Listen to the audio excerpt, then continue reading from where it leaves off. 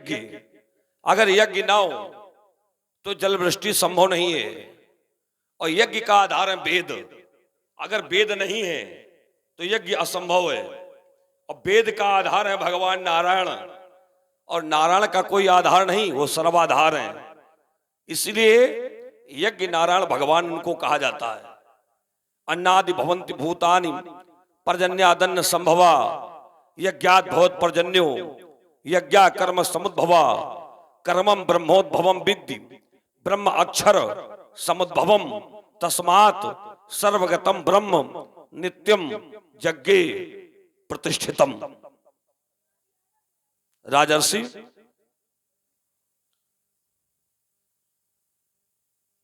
राजर्षि आपने यज्ञ के निमित्त भूमि शोधन किया, आपने हल चलाया। मैं विचार करता हूं कि यज्ञ हमारे सनातन धर्म में ऐसे ऐसे राजा हुए जिन्होंने पुराणों का, वेदों का अन्वेषण कराकर यज्ञों की खोज की, और जो भी यज्ञ उन्हें मिले उनको एक बार नहीं, दो बार नहीं, हजार हजार बार करने वाले यज्ञ हुए। जहां लगी कहे पुराण श्रुति, श्रुति माने वेद, जहां लगी कहे पुराण श्रुति, एक एक सब जाग, जाग माने यज्ञ, अब 12 सहस्र सहस्र पुनि किए सहित अनुराग। ऐसे ऐसे राजा यज्ञ करने वाले सनातन धर्म में हुए हैं। आप भी एक धर्मात्मा राजा हैं, आपने भी यज्ञ किया, लेकिन यज्ञ भूमि का शोधन हल लेकर किसी भी राजा ने नहीं किया है।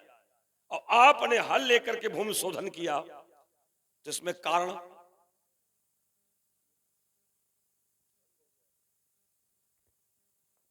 ये बलाहक नाम यज्ञ है, और बलाहक नाम यज्ञ में ये कर्म है कि भूमि का शोधन हल के द्वारा ही होता है। उससे बलाहक का अर्थ क्या होता है? मेघ। मेघ। तो क्या अन्य यज्ञ किए जाते हैं तो उन यज्ञों का निमित्त मेघ नहीं है?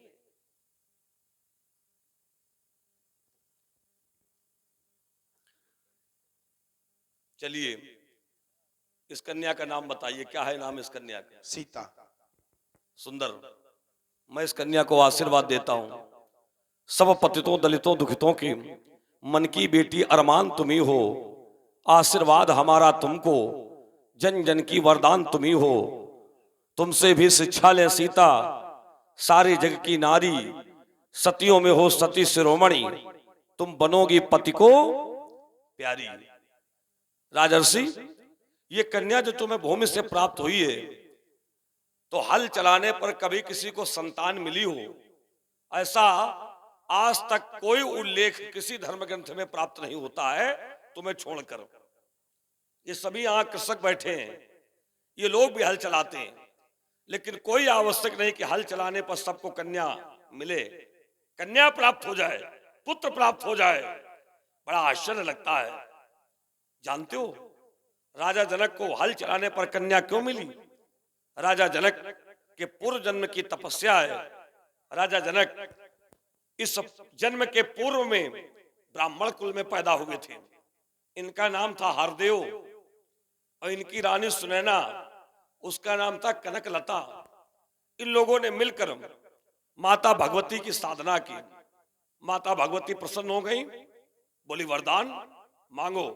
इन्होंने वरदान मांगा कि यदि आप मेरी तपस्या से, मेरी साधना से प्रसन्न हैं, तो आपकी कृपा से हमारे घर में एक दिव्य अयोनिज कन्या की हमें प्राप्ति हो जाए, और उस कन्या का जब हम कन्यादान करें, तो कन्यादान करने का पूर्ण जो माता पार्वती का कन्यादान करके हिमालय पर्वत को मिला, और माता लक्ष्मी का कन्यादान करके जो पूर्ण क्षीर सागर को मिला, वही पूर्ण हमको भी उस कन्या के कन्यादान पर प्राप्त हो। ये वरदान मांगा। माता भगवती ने कहा इस जन्म में तो संभव नहीं है, लेकिन अगले जन्म में तुम्हारी सब अभिलाषा की पूर्ति होगी। हल चलाने के लिए किसी ने कहा था आपसे? देवर्षि नारद जी। देवर्षि नारद ने। अब इस जगह से अनुमान लगाओ कि नारद जी क्या किसी के घर में कोई मंत्रणा देने आते हैं? नारद जी, आप लोगों के परिवार में घर में कोई समस्या आ जाए तो क्या नारद जी कभी सलाह देने आए? नारद जी मंत्रा देने वहीं जाते हैं जहां भगवान नारायण चाहते हैं, और भगवान नारायण भी वही कृपा करते हैं जहां श्री जी, भगवती जी, भक्ति माता जहां पर कृपा करती हैं वहीं पर भगवान नारायण भी दया करते हैं। तो भगवती जी से प्रेरित भगवान नारायण, नारायण जी से प्रेरित नारद जी ने आकर आपसे हल चलाने के लिए कहा, और जैसे ही आपने हल चलाया तो माता भगवती ने माता पृथ्वी को निमित्त बनाकर ये दिव्य कन्या तुम्हें दी है। इसलिए हल चलाने पर तुम्हें कन्या मिली है, और नहीं हल चलाने पर कभी संतान की प्राप्ति न हुई है और न आने वाले भविष्य में किसी को होगी। ये तुम्हारे जीवन की तपस्या है शीरध्वज। पग पड़े तुम्हारे जहां वहां एक नई कांति दिखलाती हो, अत्याचारों का हो विनाश धरती माता हर्षाती हो, धर्मद्रोहियों के किंचित तेरे रहते न विधान पले, तेरे संकेतों पर सीता सारे जग के इंसान चले, मिट जाए दुष्ट अत्याचारी बड़ मानव का उत्कर्ष चले, अपने अतीत का शुभ समेट ये सारा भारत वर्ष चले, भग जाए कलुष तेरे भय से नूतन जग की अभियान तुम्ही हो, आशीर्वाद हमारा तुमको जन जन की वरदान तुम ही हो। जाइए, ले जाइए अपनी कन्या को। विश्वामित्र मिले पुनियारी, आइए ब्रह्म ऋषि, आइए आइए। आज बहुत समय के दाहिने आओ, बहुत समय के अंतराल में आज आपसे मिलन हो रहा है। मैं कह नहीं सकता आज आपसे मिल करके हमें कितना आनंद प्राप्त हुआ है। इस संसार में दरिद्रता से बढ़ करके कोई दुख नहीं है, और संतों के मिलन से बढ़ करके कोई सुख नहीं है। नहीं दरिद्र सम दुख जग माही, और संत मिलन सम सुख जग नाही। संत मिले और संतों से यदि सत्संग मिल जाए तो सत्संग की बराबरी स्वर्ग और अपवर्ग के सुख मिलकर के भी नहीं कर सकते। तात स्वर्ग अपवर्ग सुख धरी तुला एक अंग, पर तूल नताई सकल मिली जो सुख लव सत्संग।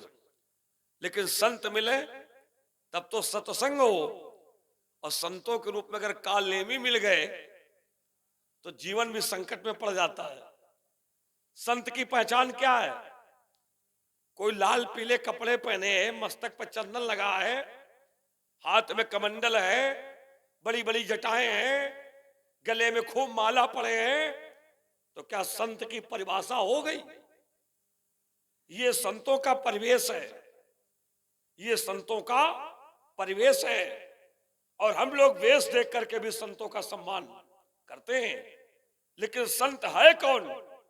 तो कहा तितिक्षवा काणिको सुभदा सर्वदेही नाम अजात शत्रवा शांता साधवा साधु भूषण। ऐसे लक्षण जिस व्यक्ति में मिल जाए तो उसके कपड़े भले अच्छे ना हो, मस्तक पर चंदन ना लगाओ, हाथ में कमंडल ना हो, वास्तव में संत वही है। और सब याज्ञादिक क्रियाएं आपकी अच्छे प्रकार से चल रही हैं? हाँ, सब आनंद है। हमारे पास आप स्वयं चल करके आए हैं, कोई उद्देश्य? अवश्य पुत्रो, ये भार्गव श्री परशुराम जी हैं, तुम दोनों बंधु इन्हें प्रणाम करो। पद सरोज मिले दो भाई। जिन बालकों से आपने प्रणाम कराया है मैं जानना चाहता हूं। ओ बलाडो सर्वांगो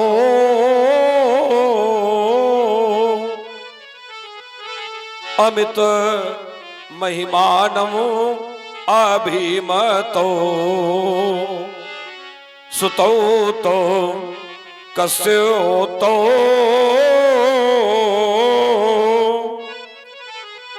मदन अभिमानम परिहरो जनयते मोहम में असित दुतिनायम चा पृथुका ददर्शो नाहवे प्रकथे च कौशिक मुनिवरे।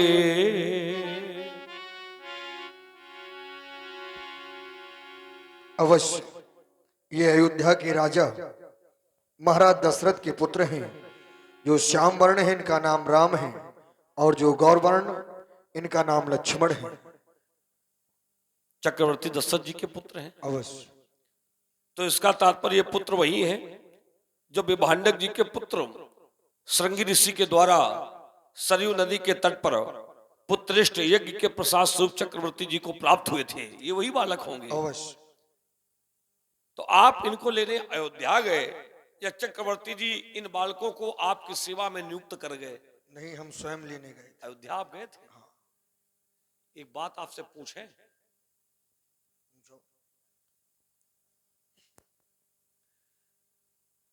अयोध्या हम ऐसा कुछ नहीं पूछेंगे, आप हमारे बाबा हैं। अयोध्या की महिमा बड़ी व्यापक बताई गई है पुराणों में। इतनी व्यापक है कि यदि अयोध्या की महिमा का मैं वर्णन करना प्रारंभ कर दूं तो प्रातः काल से सायं काल हो जाएगा, दिन समाप्त हो जाएगा, लेकिन अयोध्या की महिमा समाप्त नहीं होगी। इतनी व्यापक है। परंतु एक विशेष बात अयोध्या के संदर्भ में हमारे पुराण बताते हैं, अयोध्या कोई भी व्यक्ति जाए, अब पूरी अयोध्या की परिक्रमा लगा ले और अयोध्या के हर एक मंदिर में जाकर के दर्शन कर ले, लेकिन माता सरयू में अगर स्नान ना करे तो उसको अयोध्या जाने का लाभ प्राप्त नहीं होता है। आप अयोध्या गए थे? हाँ।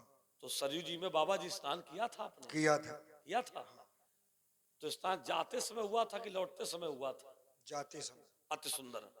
और लौटते समय? लौटते समय स्नान नहीं? लौटते समय स्नान नहीं। अच्छा, लौटते समय स्नान कहाँ हुआ फिर? लौटते समय स्नान पहले जो कार्य थे वो कार्य किए, इसके बाद में वो सब क्रियाएं हैं हुई। तो स्नान कहाँ हुआ है, ऐसा कोई उल्लेख प्राप्त नहीं है। कर्मज्जन सरयू नदी गए भूप दरबार। नहीं, आप जाते समय आपने स्नान किया है। हाँ। लौटते समय स्नान कहाँ हुआ है आपका? लौटते समय हमने कहाँ किया, ये हमें। हाँ, ये सही है। 11 दिन हो गए तब से और ठंडी का समय है। चलिए, मैं इन बालकों को आशीर्वाद देता हूं।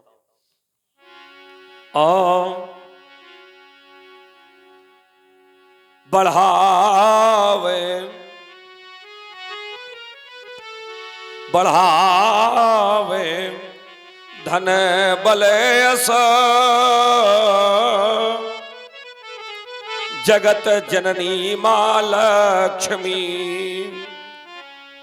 विराजे जिभ्या पर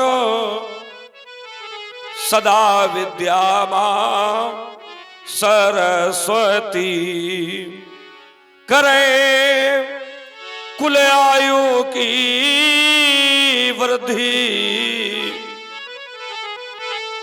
सदा मां दुर्गा भगवती करें रक्षा इनकी जगत मैया मां पार्वती। माता पार्वती इन बालकों की रक्षा करें। माता दुर्गा इनकी आयु की वृद्धि करें। माता सरस्वती इनकी जिह्वा पर वास करें। माता लक्ष्मी इन्हें धन और वैभव से संपन्न रखें। यही हमारा आशीर्वाद है। चाहिए बहुरी बिलो की विदेह सन कहबू कहाती वीर पूछत जानी अजानी जिमी व्याप्य भूप सरी। बोलो मिथिला नरेश, अनेकानेक देशों के नेपाल अस्त्र शस्त्र लेकर के मिथिला क्यों आए हैं? मिथिला को तुमने क्यों सजवाया? गायकों के द्वारा सुंदर गीत, वाद्य यंत्रों की ध्वनियां, वेद मंत्रों का उच्चारण, पुष्पांजलियों की वर्षा। शीघ्र बोल, समस्त कारणों का मूल कारण क्या है? शीघ्र बोल। समाचार कही जनक सुनाए यही कारण महीप सब गाए। यही कारण महीप सब आए। इन महिपालों के आने का एक ही कारण है भगवान, वो कारण है बेटी सीता। सीता ने उठा लिया धानु को, तो मैंने भीषण प्रण कर डाला। जो धनुष उठावे और तोड़े, तो सीता पहनावे जयमाला। प्रण की पूर्ति हो गई, अजगों का खंडन हो गया। विश्वास नहीं होता तुम्हारे शब्दों को सुनकर राजा जनक में अजगों के दर्शन करना सुनत चाहता हूं। बचन फिर अनत निहारे देखे चाप खंड महीनारे। देख करके भी विश्वास नहीं होता है कि अजगों का विनाश हो गया, क्योंकि अजगों को तोड़ने की तो बात छोड़ो, त्रैलोक्य में ऐसा कोई वीर पुंगव पैदा ही नहीं हुआ जो अजगों को तिलमात्र हिला दे। परंतु बार बार दृष्टिपात करने पर इसमें और अजगों में कोई अंतर प्रतीत नहीं होता। ओह, ये तो भगवान शंकर का ही प्रिय आयुध अजगो है। आज मानवता का रक्षक चला गया, आज दानवता का संहारक चला गया। अब किसके सहारे बचेगा धर्म भारत का? किसके सहारे त्रैलोक को सुख पाएगा? किसके सहारे स्वच्छंद विचरेंगे संतो? तुम बिन कौन धर्म की पताका फहराएगा? किसके सहारे बचेगी मां बहनों की लाज? गोदी के उनके दुधमुहों को बचाएगा? टूटेगा पहाड़ अनाचारों और कष्टों का, तब तुम बिन ज्ञानी कौन कष्ट से बचाएगा? तुम बिन ज्ञानी कौन कष्ट से बचाएगा? हाँ, पार्वत्या निज भरत रायुध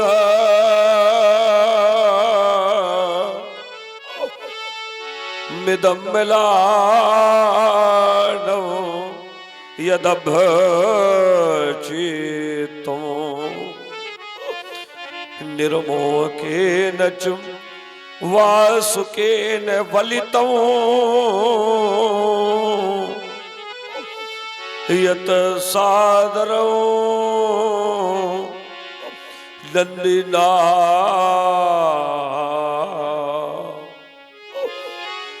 भव्यम यत्र पुरारी धनुधन मिदमो तन मंथ्यो माथना सत्यो मम राम नाम विभवे द्विधा कृतमो दृश्यते पूज्य, आज इस प्रांगण में अनेकानेक देशों के विदज्ञ ब्राह्मण, नीति को जानने वाले नीतिज्ञ नृपाल, परहित की प्रवृत्ति को अपनाने वाले उच्च कोटि के संत, धर्म के तत्व को जानने वाले तत्व के धर्म की मनीषी इस प्रांगण में उपस्थित हैं, पर एक भी व्यक्ति ने उठकर आपके अपमान का विरोध नहीं किया। इस समाज के मौन को देखकर मुझे ऐसा लग रहा है जैसे समाज ने मौन धारण करके आज आपके अपमान को संबल प्रदत्त कर दिया हो, संबल प्रदत्त कर दिया हो। और पूज्य, यदि समाज ने ऐसा आचरण किया है तो समाज का ये आचरण कदापि अनुकरणीय नहीं है, कदापि अनुकरणीय नहीं है, कदापि अनुकरणीय नहीं है। मैं आज आपके अपमान का विरोध करूंगा। मैं उस गुरुद्रोही के भुजदंडों को खंड खंड कर डालूंगा। तेरे अपमानों का बदला अजगौ मैं आज चुका लूंगा। हो गया कौन गुरुद्रोही, उसको आज पछाड़ूंगा। अपने फरसे से काट छाट ललकार युद्ध में मारूंगा। होगा मन शांत तभी मेरा, जब उस हरि का पता लगा लूंगा। इन क्रोध भरे अरमानों को जब तक मैं नहीं मिटा लूंगा। शोक, महन शोक, महन शोक। अतिरीत भोले बचन कठोरा, कहु जड़ जनक धनुष कही तोरा। बोलो जनक, बोल किस तरह तोरा सुधनुष आज, बता किस तरह तोरा सुधनुष आज। तोरे गुणन ताकत तोरा भुजन दो, कठिन कुठार सो कंट काट जारी हो। के कहते तोरा उधर पिते तो त्रोत्र तार तार करी हो के गुणसो ने प्रमोद फिर दर्पण को पूर्व भर करी हो। और छाट छाट छित के छत्र के छमयन को, छत्रपति छत्र को छार छार छार करी हो। बेग दिखाओ, बेद दिखाव मूड़ी नात आजू, उलिटम मई जा लगी तब दाजू। जिस व्यक्ति ने भगवान त्र्यंबक के इस आयुध को तोड़ा है, जनक उसको शीघ्र उपस्थित करो, अन्यथा जहां तक तेरे राज्य की सीमा है, आज तुम्हारे साम्राज्य का मैं सर्वनाश कर दूंगा। अति डर उतर देत न बनाही, कुटिल भूप हर से मन माही। सब है बिलो के लोग सब, जानी जानी की भीर, दये न हर्ष विषाद, कछु बोले श्री रघुवीर। परम पूज्य श्री ब्राह्मण देवता, इस पावन पुनीत आयुध का खंडन करने वाला कोई और नहीं, आपके ही श्री चरणों का दास है। हे भगवान, शिव धनुष तोड़ने वाला भी, शिव धनुष तोड़ने वाला भी, कोई शिव का प्यारा होगा। जिसने ऐसा यह कार्य किया, वह दास आपका ही होगा। जो कृपा पात्र है इन गुरुओं का, यह कार्य वही कर सकता है। जिन पर है कृपा ब्राह्मणों की, वह कब किससे डर सकता है। और हमारे मुन्नी जी की ओर से ये 100 पुष्प मुद्राएं हमारी कमेटी को समर्पित किए गए हैं। शादबाद, धन्यवाद। नाथ शंभुधन भंजानी हारा, होई क्यों एक दास तुम्हारा होई क्यों एक दास तुम्हारा आयसु कहा कहिए कि न मोही बार बार बिनबो मोनि तोहि। हमारे लिए क्या आदेश है भगवान? राम, शिव का धन जिसने तोड़ा है वो दास हमारा क्या होगा? अरिका जैसे कर काम कोई कैसे मुझको प्यारा होगा। इससे जग को त्राण मिला, इससे मानवता बच पाई, इससे मुनिवंद हुए निर्भय देवों की भी मर्यादा बच पाई। इस अजगौ को जिसने तोड़ा है वो कैसे शिव का प्यारा होगा? तुम उल्टा पाठ पढ़ाते हो कि दास हमारा होगा। राम, सेवक किसको कहते हैं? सेवक का धर्म क्या है?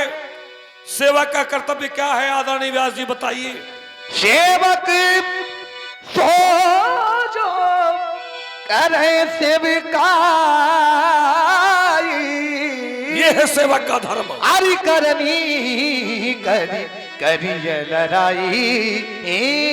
ए दशरथ नंदन राम, सेवक होता है जो अपने स्वामी की सेवा करता है, अपने स्वामी का हित करता है, अपने स्वामी की मर्यादा की रक्षा करता है, उसको कहते हैं सेवक। लेकिन उसने सेवकाई नहीं की है, उसने की आरि करनी। आरि माने शत्रु, करनी माने व्यवहार। उसके व्यवहार सेवक के नहीं है राम, उसके व्यवहार शत्रु के हैं। सेवक है तो करे सेवकाई, लेकिन उसने की आरि करनी तो अब हाथ में उठावे अस्त्र शस्त्र, अब परशुराम से कराए लड़ाई। लड़ाई लड़ाई राघव, जिस व्यक्ति ने शंकर जी के धनुष को तोड़ा है उसके साथ मेरा संबंध क्या है? सुनहु राम यही शिव धनु तोरा, सास बाबू समसूरिपु मुरा।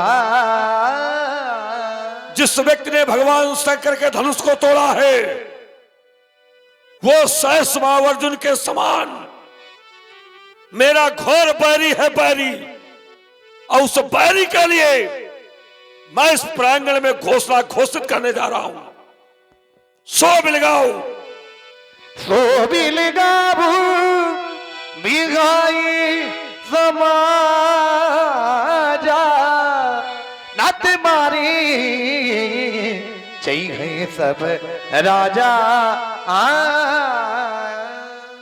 जिस व्यक्ति ने भगवान शंकर के धनुष को तोड़ा है वो समाज से निकल करके बाहर आ जाए, समाज से निकल करके बाहर आ जाए। और यदि वो समाज से निकल करके बाहर नहीं आ रहा तो समाज ही उसको छोड़ करके अलग हो जाए, या तो समाज छोड़े अन्यथा समाज ही उसको छोड़े। दोनों परिस्थिति में हमें अकेला मिलेगा, अकेला। यदि आज ऐसा ना हुआ तो कोई भी राजा सुरक्षित अपने घर नहीं जा पाएगा, सारे राजा मारे जाएंगे। सुनी मुनि बचन लखन मुस्काने, बोली परशु धरई अपमाने। सुनी मुनि बचन।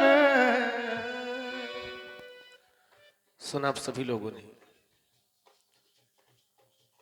धनुष तोड़ने वाले के विरोध में परशुराम जी महाराज का वक्तव्य कहने, जिसने धनुष तोड़ा है वह मेरा शत्रु है, और यदि वो शत्रु इन्हें प्राप्त न हुआ तो ये करेंगे क्या? कह रहे हैं सो बिलगाऊ बिहाई समाजा, और नत मारी जई हैं सब राजा।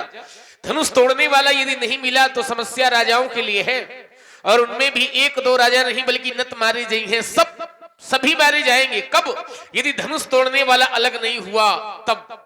मैं विचार यह करने लगा कि जो धनुष आज तोड़ा गया है वो भगवान शिव का धनुष तोड़ा गया है। परशुराम जी ने भी कहा सुनो राम जय शिव, और शिव शब्द का शाब्दिक अर्थ ही होता है कल्याण।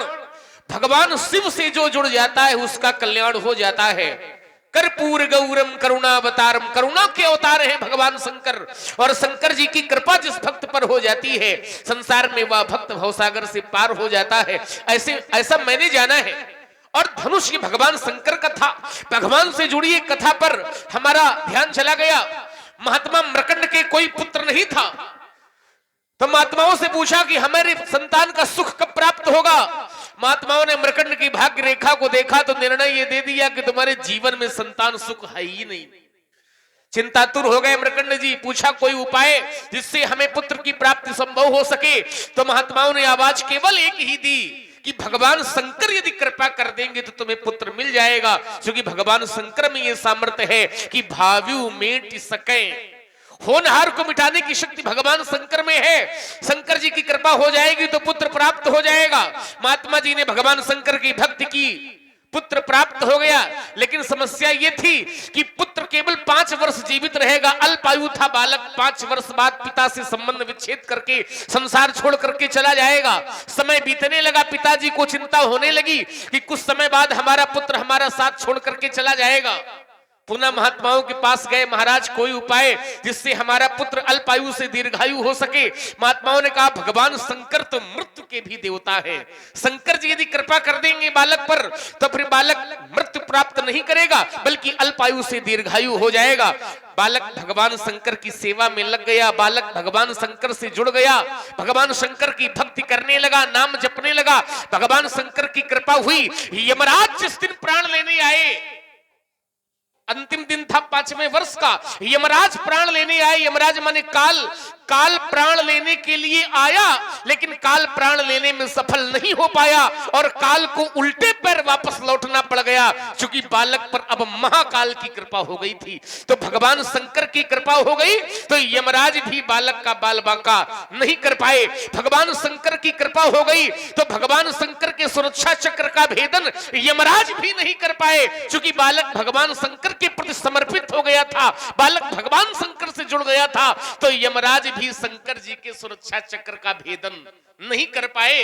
तो मैं ध्यान ये देने लगा कि बालक जब शंकर जी से जुड़ गया तो यमराज बालक का कुछ नहीं कर पाए, तो धनुष तो ये जीवन भर शंकर जी से जुड़ा रहा। धनुष ने तो पूरा जीवन भगवान शंकर को समर्पित कर दिया। तो जब यमराज बाल बांका नहीं कर पाए तो फिर धनुष तोड़ने वाला धनुष तोड़ने में सफल कैसे हो गया, यह बात समझ में नहीं आ रही है। धनुष टूटने में महाराज कोई बुराई नहीं है, कोई अनुचित कार्य नहीं है, कोई अधर्म नहीं है। शंकर जी आपके आराध्य हैं, शंकर जी आपके गुरु जी हैं। जैसे भगवान शंकर आपके गुरु जी हैं, आप अपने गुरु जी की सेवा कर रहे हैं, तो धनुष तोड़ने वाले ने भी अपने गुरु जी की सेवा में धनुष तोड़ा है। यह बात मैं आपको बता देता हूं।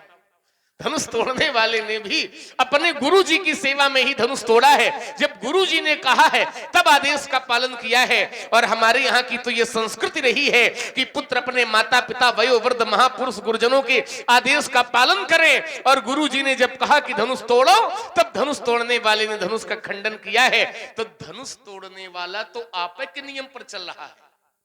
जैसे आप गुरु जी के सेवक, ऐसे ही तोड़ने वाला गुरु जी का सेवक। तो आपको क्रोध विरोध नहीं करना चाहिए, आपको तोड़ने वाले को शत्रु नहीं मानना चाहिए। और केवल धनुष के तोड़ने मात्र से आप मान रहे हैं, तो आज तो एक ही धनुष टूटा है। हमने अपने बचपन में न जाने कितने धनुष तोड़ दिए। बहु धनु ही तोरी लरिकाई, लेकिन कबऊ न अशिरिश कीन गोसाई। कभी आपने ऐसा क्रोध नहीं किया। तो क्या इस धनुष से ममता है? और यदि ममता है तो उसका हेतु क्या है, उसका कारण क्या है? यही धनु पर ममता के ही हेतु। राजकुमार लक्ष्मण, तुमने कहा कि धनुष भगवान शंकर का है, तो भगवान शंकर ने धनुष की रक्षा क्यों नहीं की? क्योंकि जो शंकर जी से जुड़ जाए उसकी रक्षा भगवान शिव जी करते हैं। ये जो तुमने कहा है, इसके प्रत्युत्तर में ध्यान दे करके हमारी बात को सुनो। देखो, भगवान भक्त की रक्षा करते हैं।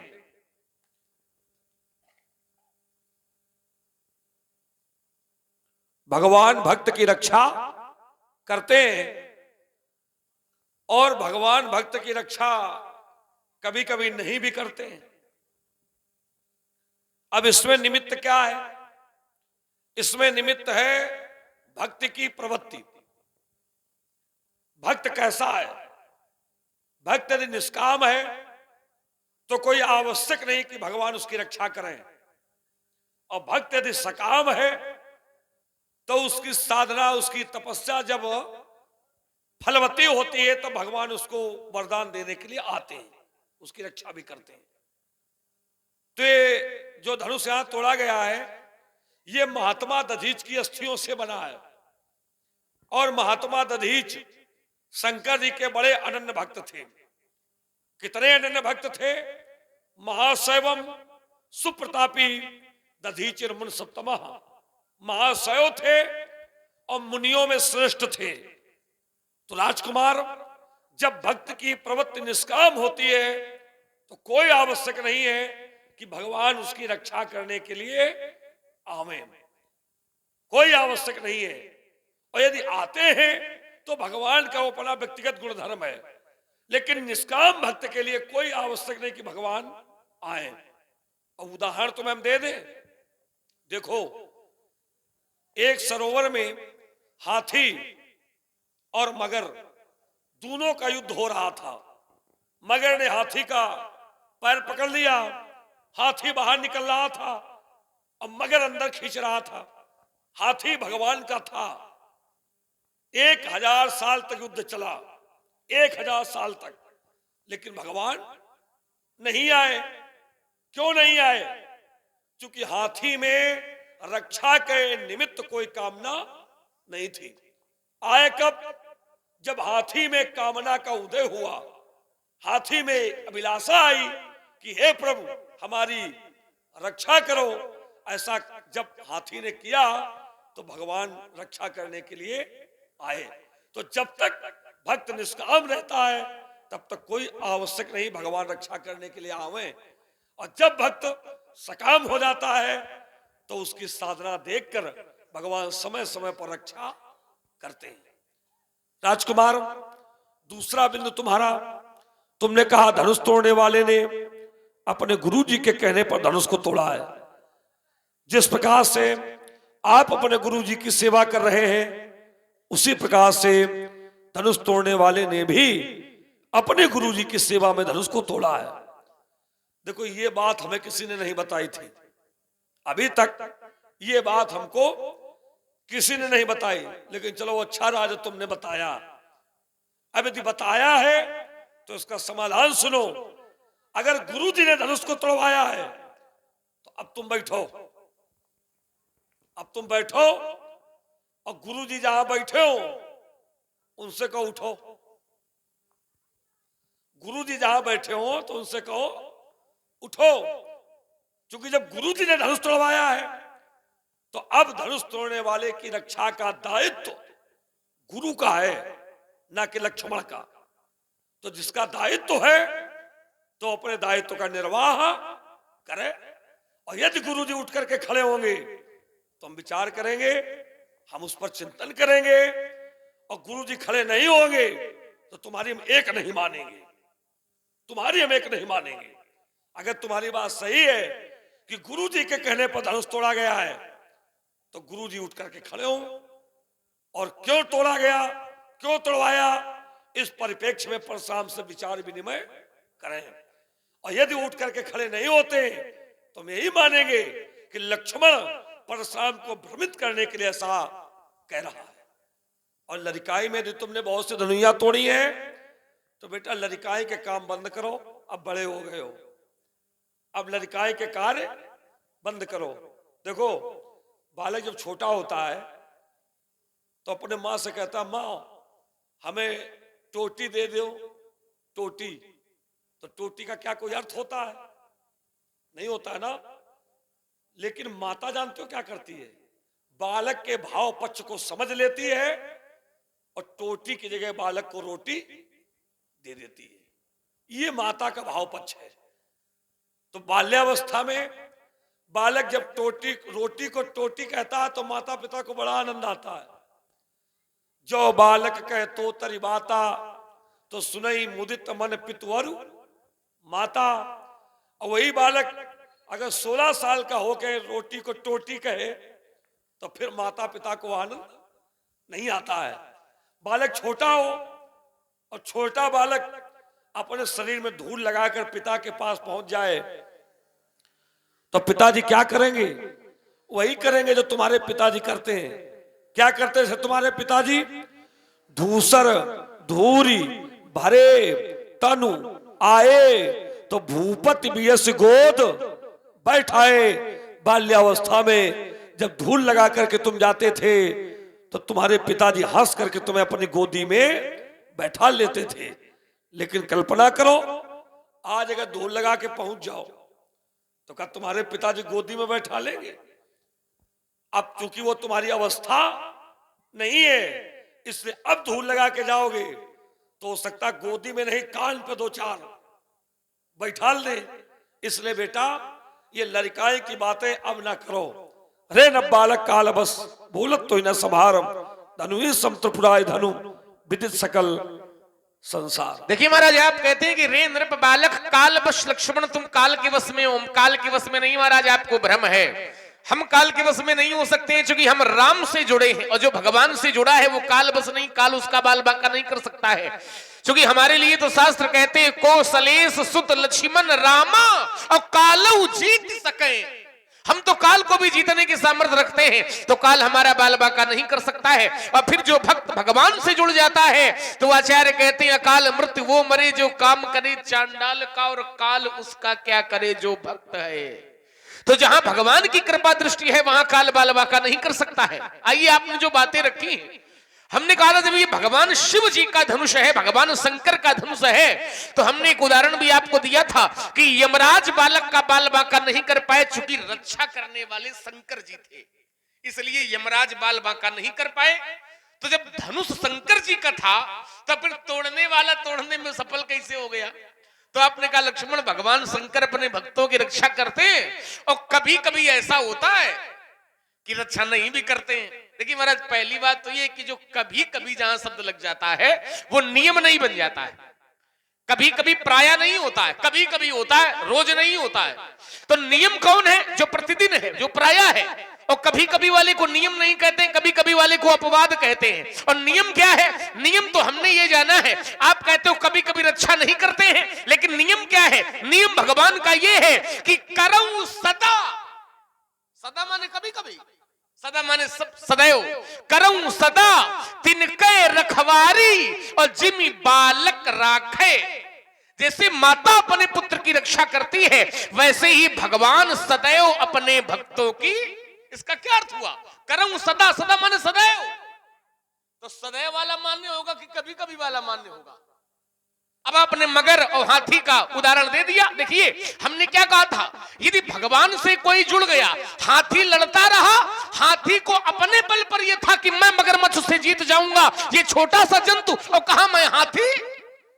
तो हाथी को अपने बल पर अभिमान था, इसलिए भगवान ने रक्षा नहीं की।